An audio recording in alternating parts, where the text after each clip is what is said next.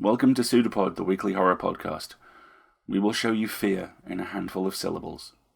Go forward at your own risk.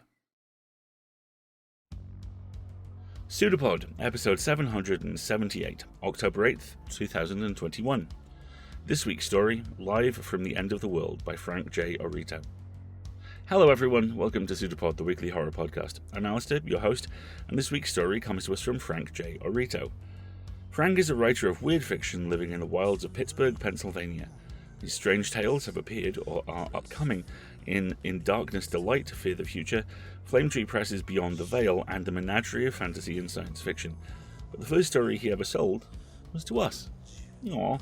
And the second story he ever sold was to us. Aww. And for those early encouragements, he is forever grateful. You are most welcome, Frank, and thank you for those fantastic stories. Your reader for this week is Katie Gill. Katie Gill is a librarian and budding horror writer-performer who has strong opinions about Dead Explorers, Eurovision, and public domain works. She can be found at Katie Beluga on Twitter and has previously been published at The Singles Jukebox, Anime Feminist, and Women Write About Comics. Now, coming to you live from the end of the world, thanks to Frank, thanks to Katie, to Marty, and me. Well, we have a true story for you.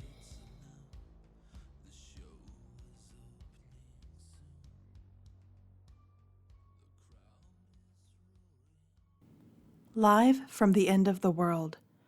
Written by Frank Orito. Narrated by Katie Gill. Highway 28 vanished and reappeared as the windshield wipers fought a losing battle against Hurricane Francis. This storm was Harriet's big chance.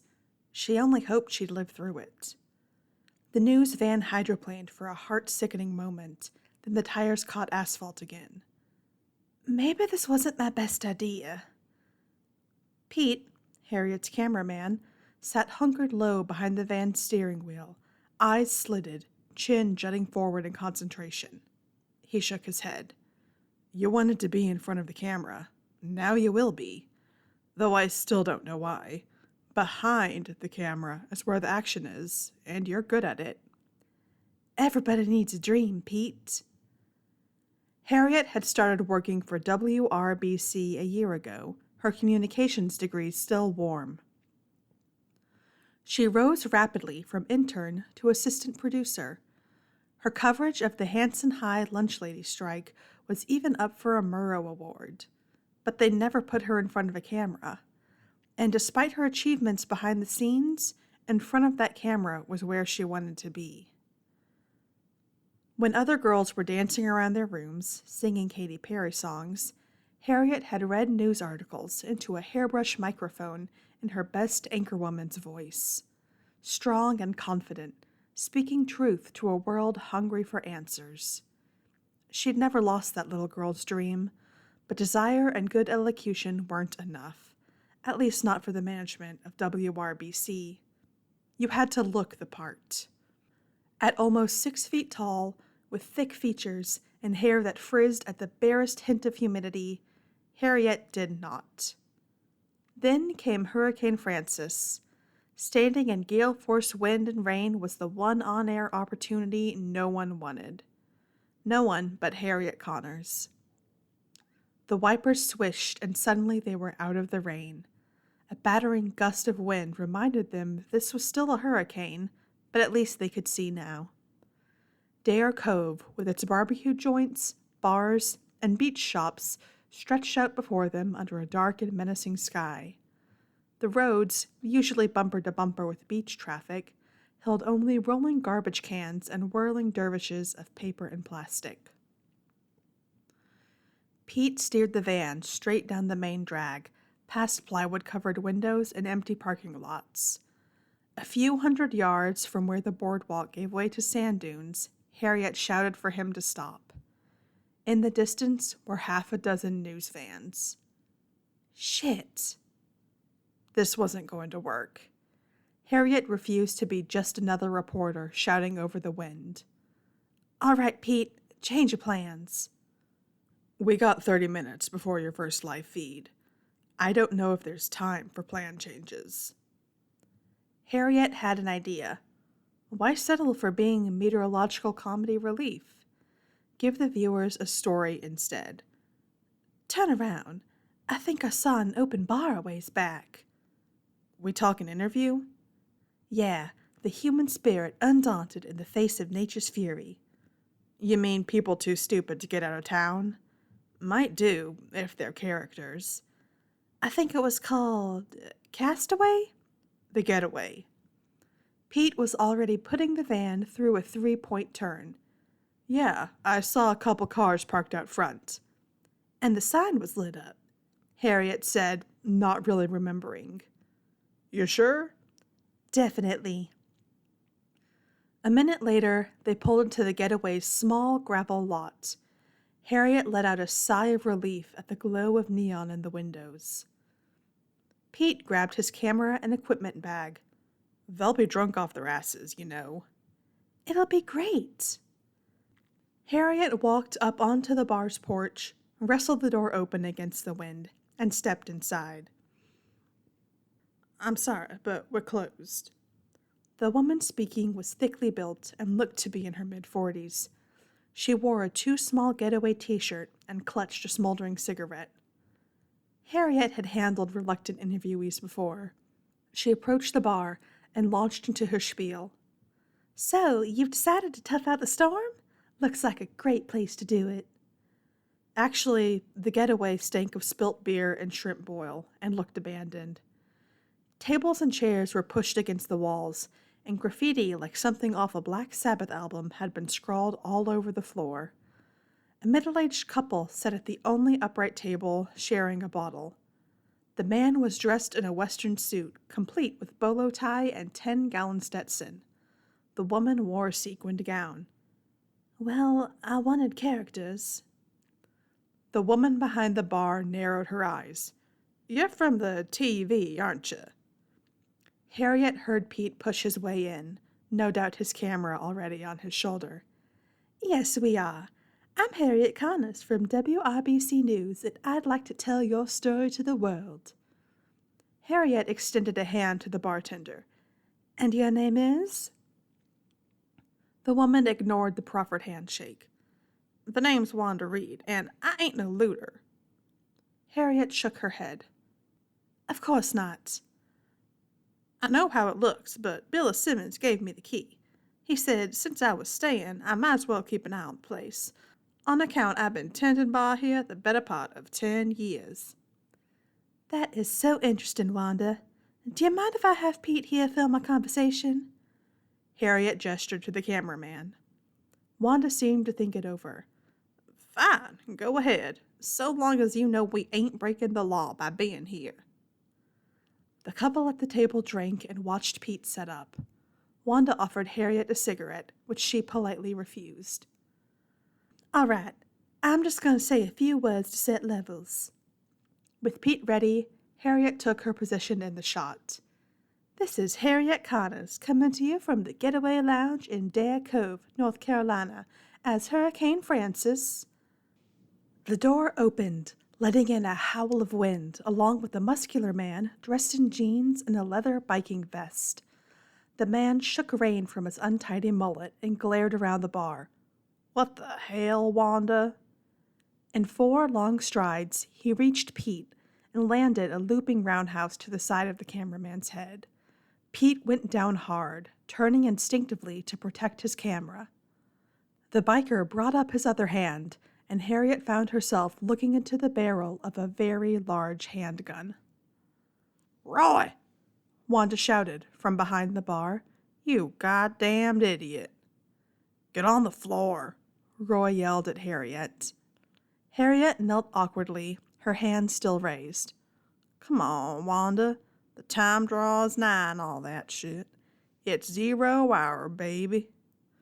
Roy kept the gun pointed in Harriet's direction, but didn't object as she crawled to where Pete lay. Ain't no time for strangers to be dropping in. Wanda shook her head. Here's what was about to happen, Roy.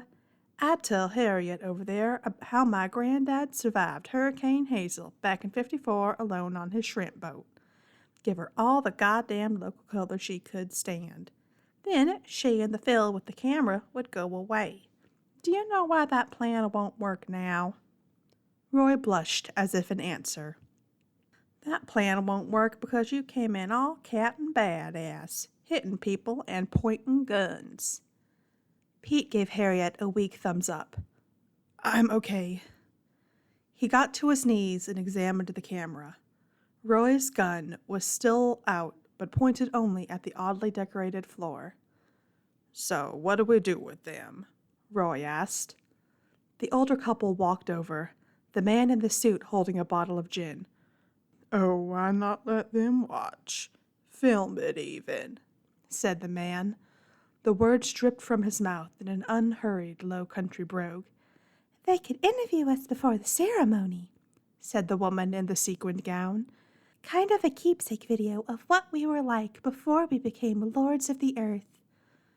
Harriet was ready to jump at any opportunity, even one from an obviously insane person.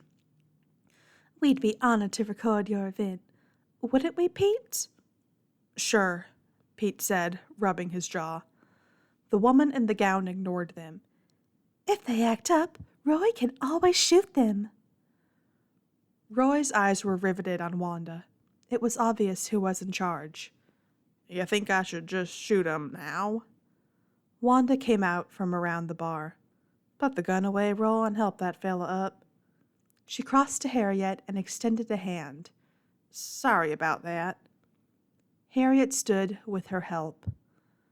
Wanda held on to Harriet's hand a moment longer, as if to make sure she was steady on her feet. Listen, I know you think we're crazy, and that's fine, but we're gonna need you to stay here with us until we perform our little ceremony. And become lords of the earth? Asked Pete. Harriet thought Roy might hit Pete again, but instead the man nodded so hard his mullet bounced. You got it, mister. Sorry about the punch. I get a little excited sometimes. Wanda went on. We have around 15 minutes before we get started. You can interview Roy and the DeBoers. I think they'd like that after keeping things secret so long. Or you can get drunk. Just don't try to leave. And don't mess with the ceremony, Roy added, 'cause I will shoot you dead. What about afterwards? Asked Harriet. Wanda gave her a sad little smile. Afterwards, nothing much you do will matter. Me first, yelled Roy. He ran a hand through his greasy black hair. I am ready for my close-up. Pete hoisted his camera. Could you step back a couple of feet, please? Roy shifted position. Yeah, that's good. Harriet passed a wireless mic to Roy. I don't even know what questions to ask. Better you just tell your story in your own way.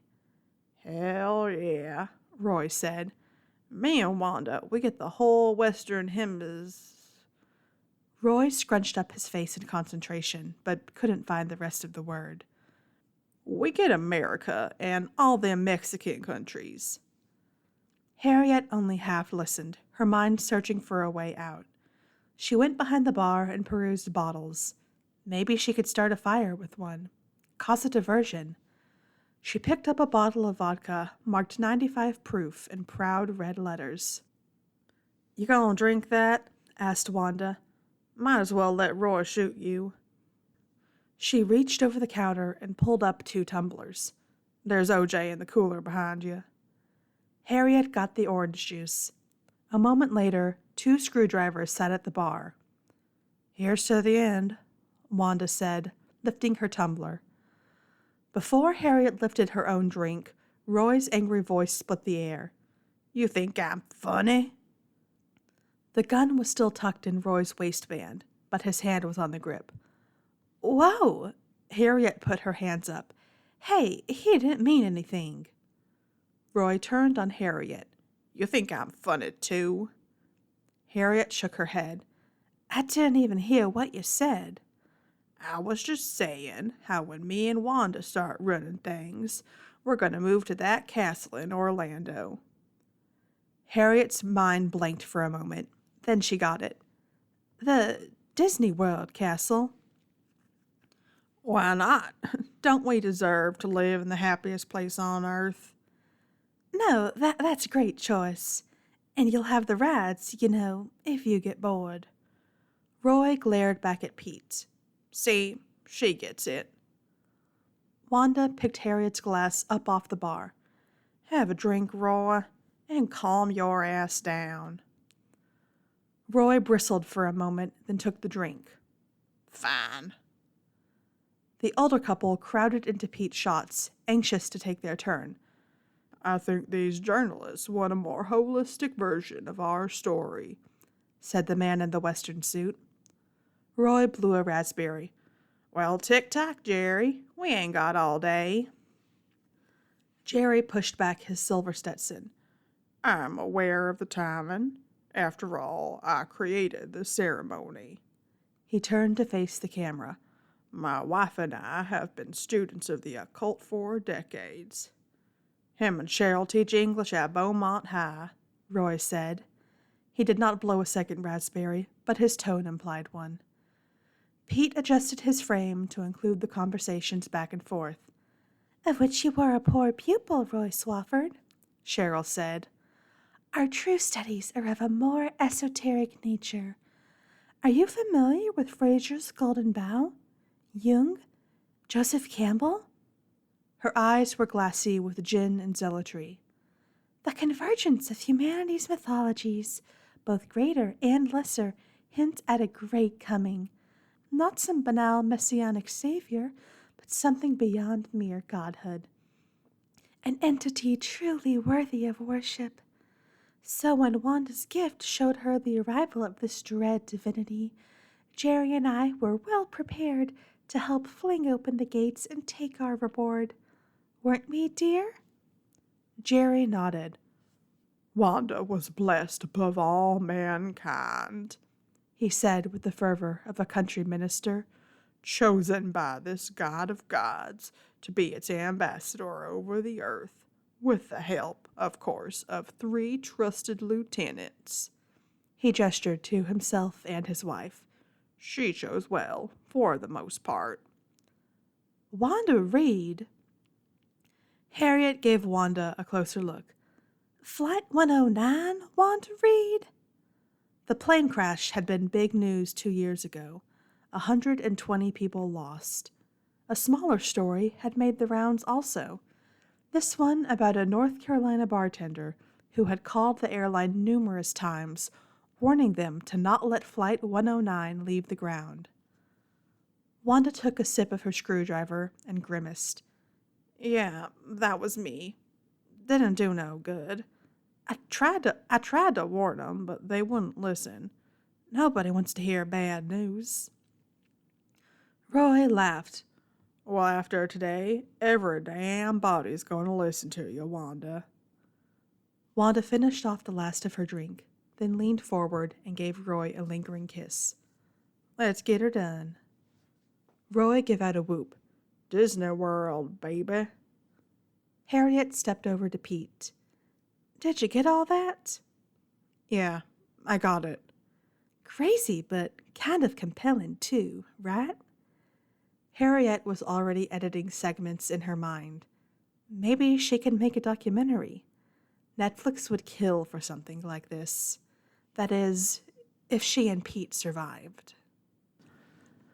The would-be rulers of the earth arranged themselves on the floor's strange designs. Jerry and Cheryl stood hand in hand in a large circle near the entrance.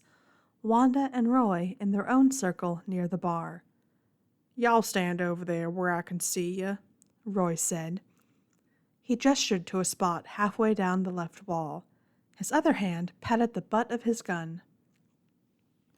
When they reached their places, Pete adjusted the camera, panning across the floor, then from one couple to the other. Finally, he focused in on Wanda and Roy. We have to go. Harriet's thought was almost regretful, but she didn't want to be around when the miraculous event these loons were hoping for failed to take place. She put a hand on Pete's arm. He gave her an annoyed glance. Harriet had seen it before. The lens gave some cameramen a sense of detachment to the point of foolhardiness. Harriet leaned in. "We have to make a run for it." Pete nodded toward Roy. "The biker will shoot us." As if on cue, Roy opened his mouth and sang what sounded like Latin to the tune of the Lion King's Circle of Life. He wasn't bad. Harriet spoke a little louder as Wanda and the De Boers added their voices to Roy. "We run for the old couple by the door. Roy won't risk shooting them and spoiling his precious ceremony." "I don't think he's that thoughtful." "You want to wait around for the human sacrifice part of the show?" "All right, just give me the word." Harriet took one last look towards Wanda and Roy. The gun was still tucked in Roy's too tight pants. She shifted her gaze and found herself eye to eye with Wanda. Wanda looked to the doors, then back to Harriet. "Shit. She knows." Harriet ran anyway. "Go, go, go!" Pete went, shifting his camera from his shoulder to use it as a club if needed. The singing stopped and everything seemed to go in slow motion. The De Boers hunkered down like elderly defensive linemen, blocking the door. Behind Harriet, the pistol roared. Her feet tangled and she went down in a heap. She waited for the next shot, but that shot never came. Roy, the would-be ruler of the Magic Kingdom, lay on the ground, blood pouring from what was left of his head. Wanda held the gun in a shooter's crouch, aiming in Harriet's direction. A crunching noise came from the doors as Pete slammed his camera into the side of Jerry De Boer's head. The old man's Stetson flew across the room as he toppled. The pistol rang out again, and a red flower of blood blossomed on Cheryl De Boer's chest. The English teacher looked at the wound, her eyes full of surprise and betrayal, then fell to the floor. Pete reached the doors, but they wouldn't open. Harriet ran to his side, aiding her own strength to his effort. "Watch out!" she yelled. Jerry De Boers had gained his feet and staggered toward them. Then the back of Jerry's head exploded in a geyser of blood and bone. Pete and Harriet turned to face Wanda, their backs to the unyielding doors. "Screw it," Pete said. There was an almost imperceptible electric whine as he turned the camera back on and pressed his eye to the viewfinder. The gun was in Wanda's hand, but not aimed at them. "You have to slide the deadbolt." "What?" Harriet asked. "The door. It's got a floor-mounted deadbolt." Wanda gestured to the bodies of her friends. "Truth is, they're better off this way." Pete lowered his camera and examined the door. Harriet heard a bolt slide, followed by a blast of cold wind. She tore her gaze from Wanda and stepped outside. Pete was already unlocking the van. A moment later, the engine started and he leaned on the horn. Harriet didn't move. The passenger side window slid down. "Come on, we're out of here." Harriet shook her head. I need to talk to Wanda." Pete launched himself out of the idling van and ran to where Harriet stood. He looked ready to drag her back by force. "It's time to go. Now." Wanda stepped out of the bar. Instead of a gun, she carried the bottle of gin the De Boers had been drinking. Harriet stared at Pete. "Get your camera." "Shit." Pete turned and went back to the van. "Fine, but I'm calling 911. Wanda sat down on the step and took a long pull from the bottle. Harriet approached slowly, as if Wanda was a dog that might bite, but the woman didn't look dangerous any longer, only tired. "People don't like bad news," she said, "and that's all I ever gave 'em."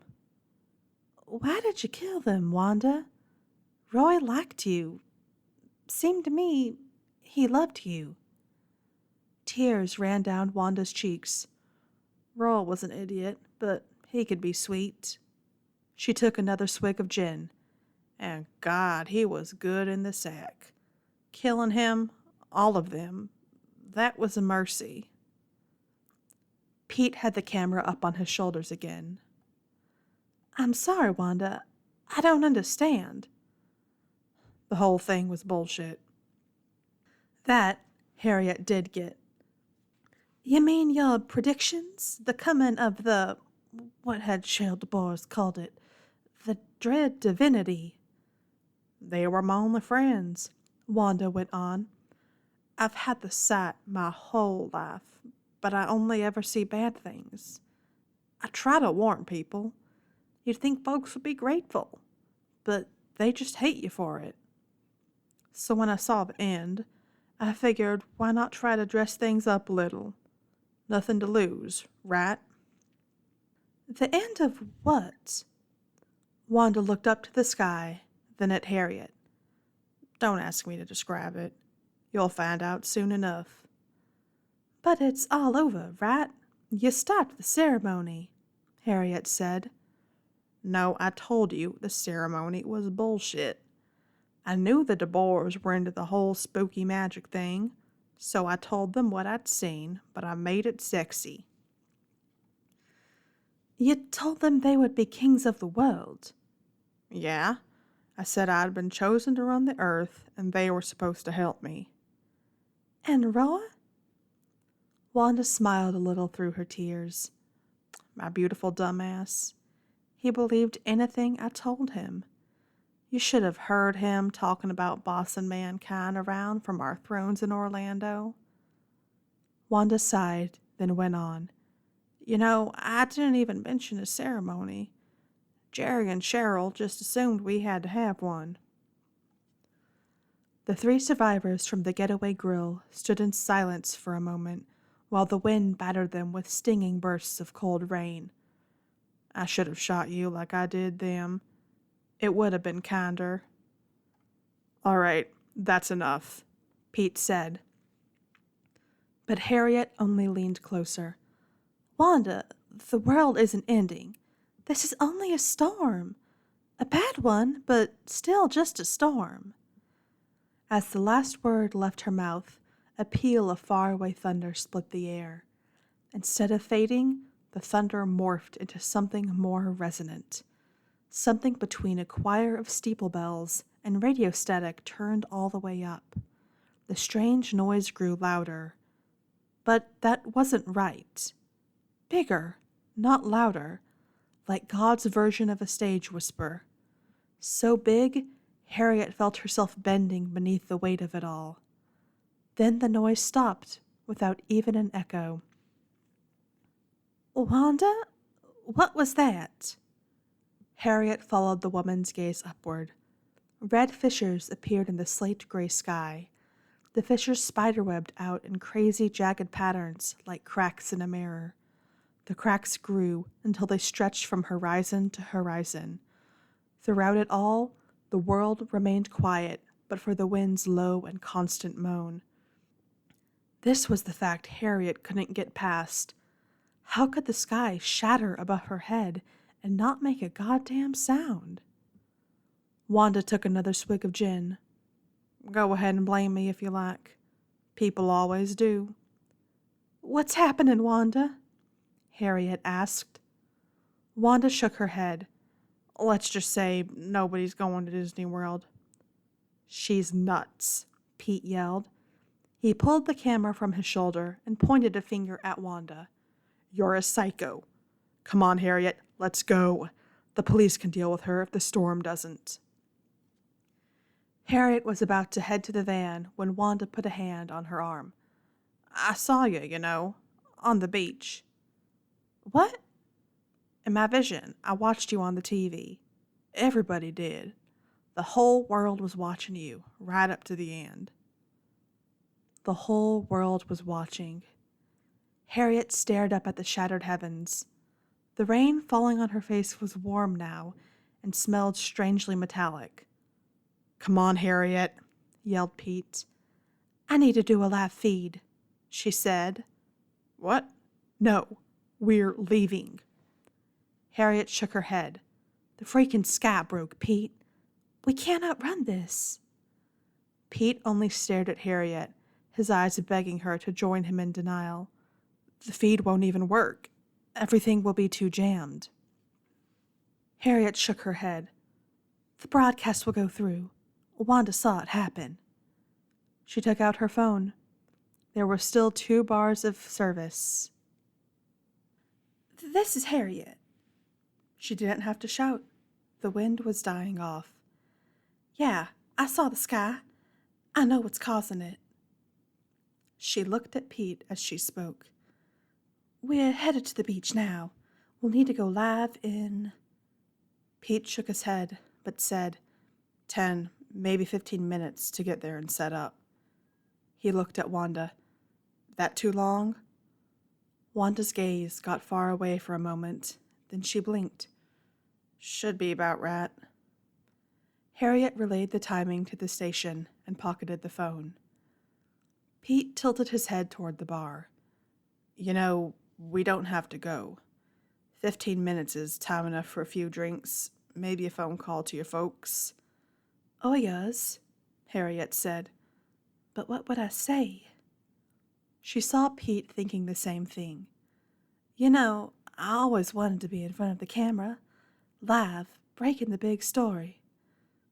Pete nodded. I guess it doesn't get bigger than this. What channel? Wanda asked. News 9 out of Salem. Wanda turned and walked back toward the bar. I'll be watching. On the beach, Harriet helped set up the equipment. The other news vans were gone. Either they'd been evacuated earlier or took off when the sky broke. An ABC affiliate had left a remote camera behind. Pete smashed it with a piece of driftwood. Our shot. Nobody else's. Harriet, mic in hand, stared out to sea. The shattered sky stretched over a black ocean as still as pond water. The wind and rain were gone. The world, silent, holding its breath. I'm ready when you are, Harriet. She waited, staring out at a vista that already seemed alien. Her dream of addressing the world from in front of the camera seemed small in the face of this approaching end. But the dream was still there, and Harriet was glad. From the flat, black waters rose a mountain of shifting flesh, the color of rainbows that had died and gone rancid. In that flesh, vast, tumorous eyes bubbled into existence, swelling huge as they gazed on the world, then bursting with the waterfall of ichor as more rose to the surface. Canyon-sized fissures. Mouths. Those are mouths. Gaped wide, offering glimpses into an abyss full of shape and substance Harriet's brain refused to even try to understand. Harriet turned away before her mind could shake loose from its moorings. Pete stood a few feet in front of her. His body trembled, but the camera on his shoulder was steady. He held up a shaking hand, fingers extended, and counted down. 4, 3, 2, then pointed at her. A feeling of pressure hit Harriet from behind, the weight of something arriving, something completely and terribly other. Pete's face went slack. Blood dripped from the eye pressed to the viewfinder, but the camera never wavered. Harriet opened her mouth, half expecting a scream to come pouring out, but the words were there, as strong and confident as they'd been when she was 16, practicing in front of her bedroom mirror. The world, after all, was watching.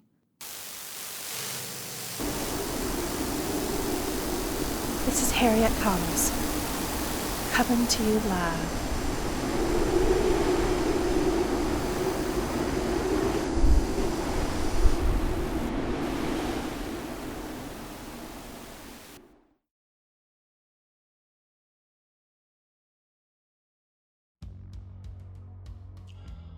Oh, this one hits me where I live. I always love news-based horror, but what really gets me here is the subversion of expectation, and how much of a continuing theme that is from last week. Better still, here it's used as a means of moving the story subtly through the genres. What starts off played relatively straight becomes the sort of gonzo pseudo-weird horror you'd expect Nicolas Cage to star in the movie version of, and then just as you get comfy with that, it changes gear again, and in doing so strikes a deep bass note of emotion and humanity. The horror here is simple and easy to see. What's less obvious is the horror is also the tragedy, and it starts with Wanda saving her friends from what's coming. That level of nuance, the realization not just that you've done wrong, but that there is nothing to do, and you were probably right to do it anyway as far as you're concerned, is horrific and complex and real. People are self-destructive, complicated, really bloody odd. Wanda is the woman who killed the world. Wanda is also someone who loves her friends. Wanda also saves our intrepid journalists. And Wanda is also a murderer. But where the story twists the knife so gracefully, so beautifully for me, is in the final beats. Harriet and Pete changed forever by what they've seen and what they're about to see. Getting the thing they've always dreamed of, the big story, the biggest story of them all, the one that will make their careers as it unmakes the world. And they go anyway. On one level, it's pure arrogance. On another, it's a coping mechanism. Faced with the last thing they'll ever do, they cling to what they know. But for me, unsurprisingly, there's another element to this. Kindness. These two journalists, faced with the last ever event, decide that the best thing they can do is what they know how to do. Inform people, spread the word, put face and context on the thing that has neither. Is it arrogant? Absolutely. Is it compassionate? Utterly. And it's the complex, nuanced dynamo that drives this remarkable story. Thank you all. We're now paying associate editors. They are also known as slash readers, and they're the first line of contact for every magazine and author. They're the unsung heroes of the industry, and we, with your help, are doing something about that. We're currently paying all 4 shows associate editors at a reduced rate because we aren't quite at the target donation yet, but it was time to get this done, so we're doing it. Now, I imagine you saying, how can I help, Alistair? Well, I'm glad you asked. There are 2 ways you can help. The first and most obvious one is to donate money. The best way to do that is you can subscribe for as little as $5 a month, either through Patreon or PayPal. That gets you all kinds of audio goodies, and there are extra tiers on the Patreon as well. Alternatively, if you have 5 minutes, you could support us with $5 a month for free if you have an Amazon Prime account via Twitch. Now that's a little complex, but don't worry. There is a walkthrough at escapeartists.net/Twitch, which will show you everything you need to do. Alternatively, if you've got the time, you like this story, write a review of it, link to it, talk about it on social media, talk to us, have us on for interviews, write a piece about the shows, anything like that. We love doing that kind of stuff. So if you're at all interested in doing it, do please get in contact. And for all those of you who do help, thank you. Join us next week for Towel Brush Bone by Audrey R. Hollis, narrated by Iba Amainkas, audio produced once again by the inimitable Marty, and hosted by me. Then, as now, will be a production of Escape Artists Inc. and released under a Creative Commons Attribution Non-Commercial No Derivatives license. And our closing quote this week, which will surprise none of you, I'm quite sure, comes from the amazing Pontypool. It's not the end of the world, it's just the end of the day. Thank you, folks. See you next time.